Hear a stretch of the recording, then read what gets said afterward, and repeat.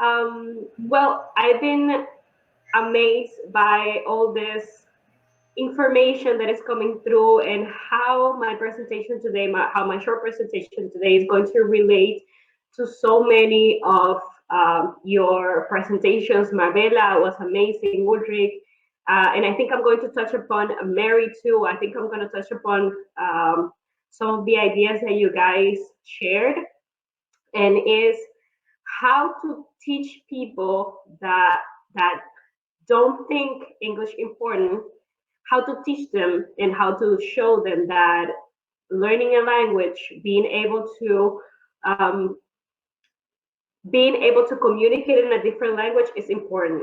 And why is it important to teach people that it is important for them? Uh, I'm going to start from the beginning. I come from a very small town in the Dominican Republic, which is already a very small country, and here people is involved in um, developing things that affect them directly. And I think that that's something that I cannot say that it's only here. We are only interested on the things that interest us. And this very small town in the uh, north part of the Dominican Republic is connected to Haiti. We are a border city, so we are away from big towns, away from globalization, and most of the people don't really think that learning English is something so important. So me as a language teacher here, those are the challenges that I have been experiencing in having to find a way to deal with them in a way that is constructive and that it can last.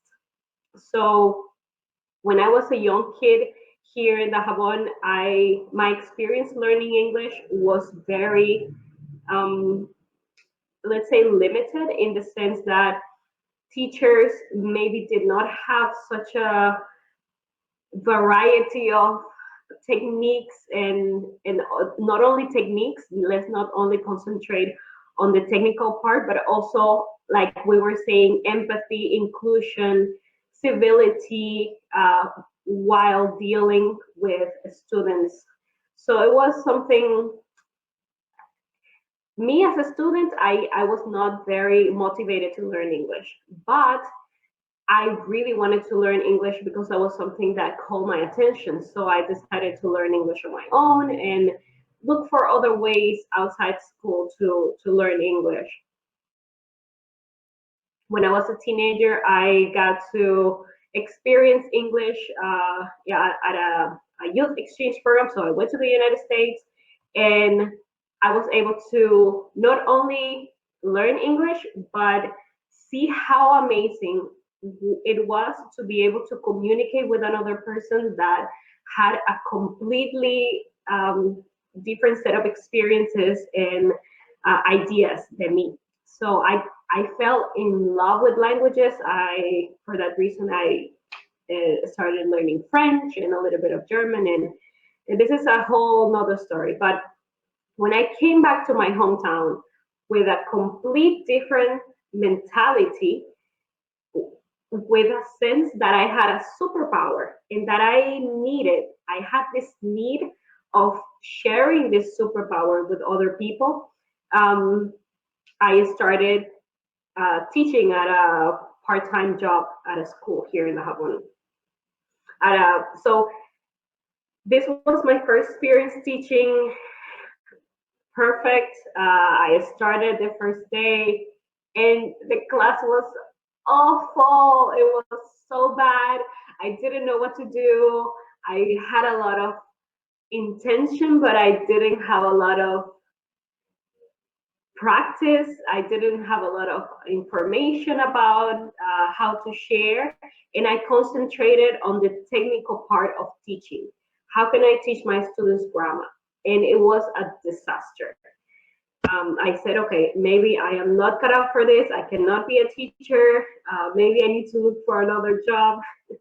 So when I started studying in the university, linguistics, I received some courses on how to teach a little bit of pedagogy, and I got a little sense of it, but still, I felt that I was not able to connect with my students until I learned or I met Mary Shaw and Robert, Laura, and Nico from the Center for Collaborative Learning in Costa Rica. I took a course with them, a TESOL course here in Santiago, and it was like my mind was open to so many possibilities because I was concentrating on forcing something that I knew it was important. I knew it was important, but I didn't know how to transmit how important this was for my students. And not only that, but my mindset completely moved from a teacher to a person, and this is where I say that all of the I think previous 3 or 4 speakers touch upon my experience is that being empathetic, being civil with my students, trying to put myself on their shoes and look for ways for them to feel included in the classroom changed completely my mind. It was not only me transmitting information, it was a back and forth exchange. It was a back and forth process that flourished. And let me tell you, before that, my first experience as a teacher, like I literally got sick. I I I was so stressed because my students were not receiving what I wanted to transmit to them that I got literally sick. But then when I understood that putting myself in the shoes of my students and trying to show them ways using, like Carlos was saying, using culture to teach my classes, using empathy, made such a big difference that right now I open my own small language school. And I was thinking about it before, and before, let's say 6 years ago, 5 years ago, I felt I was in a field, in a land field, where there were a lot of trees, a lot of plants and rocks, but I was completely alone. I didn't see anybody that was really interested in learning English. And when I started to change my mentality, when I started to do things that included my students in the process, it's like, imagine that you are looking at a landscape and then you start seeing a hand going from behind a tree, a head poking from behind a rock, and I started seeing all those people that they feel exactly like me in my hometown, and that they said, oh my gosh, I want to learn. I want to be able to speak with other people. I want to improve my professional capacities. I want to be able to travel and communicate with people. And for this reason, right now, I am able to share this information in a way that has a really big impact in people's lives, but not only on their lives, but also on my life. This I really wanted to take a minute to talk about my experience. Well, a couple of minutes to talk about my experience. I noticed that many of the other talks were about learning something, were about implementing something in their classes, and I wanted to talk to you not about something that you can specifically do like a tip, but I wanted to talk to you and share that other people have the same struggle, that other people are facing the same situations that many of you are facing, and that it is possible.